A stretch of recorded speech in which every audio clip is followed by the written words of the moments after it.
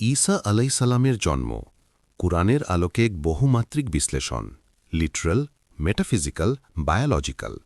ভূমিকা ঈসা ইবনে মারিয়াম আলাইহিসাল্লামের জন্ম মানব ইতিহাসের অন্যতম আলোচিত ও বিতর্কিত ঘটনা। কুরআন এই জন্মকে অলৌকিক মজিজা হিসেবে স্বীকৃতি দিলেও একই সঙ্গে এটি মানুষকে চিন্তা, উপলব্ধি ও উপলক্ষণের পথে আহ্বান জানায়। কুরআনের ভাষা একদিকে আক্ষরিক সত্য প্রকাশ করে, অন্যদিকে রূপক ও আধ্যাত্মিক ইঙ্গিত বহন করে। ফলে ঈসা আলাইহিসাল্লামের জন্মকে লিটারাল, ঐতিহাসিক, মেটাফিজিক্যাল, আধ্যাত্মিক এবং বায়োলজিক্যাল, জৈবিক বা বৈজ্ঞানিক এই তিন স্তরে বিশ্লেষণ করা সম্ভব। ১. লিটারাল ব্যাখ্যা, কুরআনের স্পষ্ট ঐতিহাসিক বর্ণনা। কুরআন অত্যন্ত পরিষ্কারভাবে ঘোষণা করে যে ঈসা আলাইহিসাল্লাম জন্মগ্রহণ করেছেন কুমারী মারিয়ামের গর্ভে কোনো মানব পিতা ছাড়া। সূরা মারিয়াম ১৯-২০।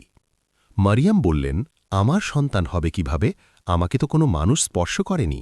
তিনি বললেন, এভাবেই হবে। তোমার রব বলেছেন, এটা আমার জন্য সহজ এবং আমি তাকে মানুষের জন্য একটি নিদর্শন ও আমার তরফ থেকে করুণাস্বরূপ বানাব, এবং এই বিষয়ে চূড়ান্ত সিদ্ধান্ত হয়ে গেছে। সূরা আলে ইমরান ৩:৪৭। মারিয়াম বললেন, হে আমার রব, আমার সন্তান হবে কিভাবে? আমাকে তো কোনো মানুষ স্পর্শ করেনি। তিনি বললেন, এভাবেই আল্লাহ তার ইচ্ছামতো সৃষ্টি করেন। তিনি যখন কোনো বিষয়ে সিদ্ধান্ত নেন তখন তিনি কেবল বলেন, হও, আর তা হয়ে যায়। লিটারেল অর্থে সিদ্ধান্ত। ঈসা আলাইহিসাল্লামের জন্মে মানব পিতৃত্ব অনুপস্থিত।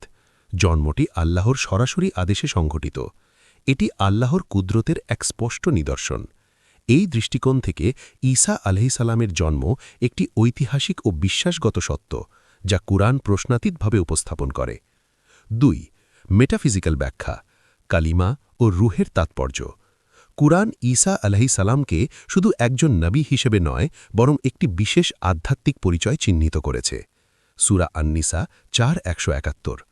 মাসিহ ঈসা ইবনে মারিয়াম আল্লাহর রাসূল, তার কালিমা যা তিনি মারিয়ামের দিকে প্রেরণ করেছিলেন এবং তার পক্ষ থেকে এক রূহ। কালিমার ব্যাখ্যা, কালিমা মানে আল্লাহর সৃজনাদেশ। ঈসা আলাইহিসাল্লাম কোনো দেহধারী ঈশ্বর নন, বরং আল্লাহর ইচ্ছার বাস্তবায়িত রূপ।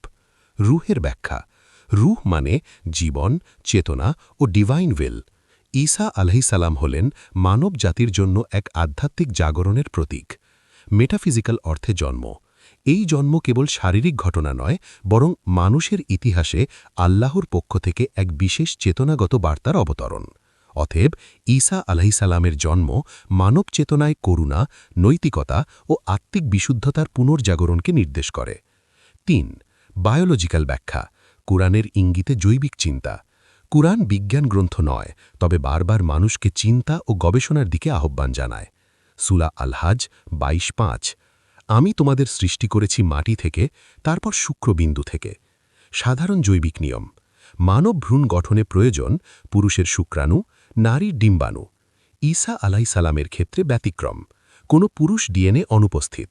আল্লাহর ইচ্ছায় মাতৃ উপাদান থেকেই ভ্রূণের বিকাশ। বৈজ্ঞানিকভাবে একে তুলনা করা যায় পার্থেনোজেনেসিস কিছু প্রাণীতে দেখা যায়, তবে মানুষের ক্ষেত্রে এটি স্বাভাবিক নয়।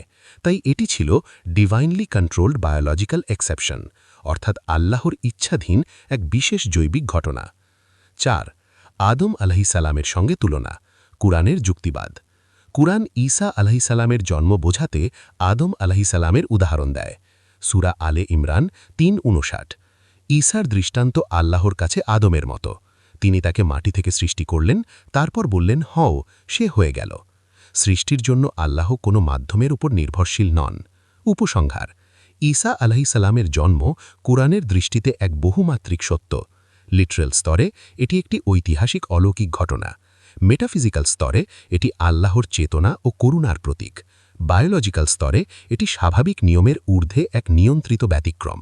সবশেষে বলা যায়, কুরআন ঈসা আলাইহিসাল্লামের জন্মকে দেবত্ব প্রতিষ্ঠার জন্য নয়, বরং আল্লাহর অসীম ক্ষমতা ও একত্ব উপলব্ধির জন্য উপস্থাপন করেছে।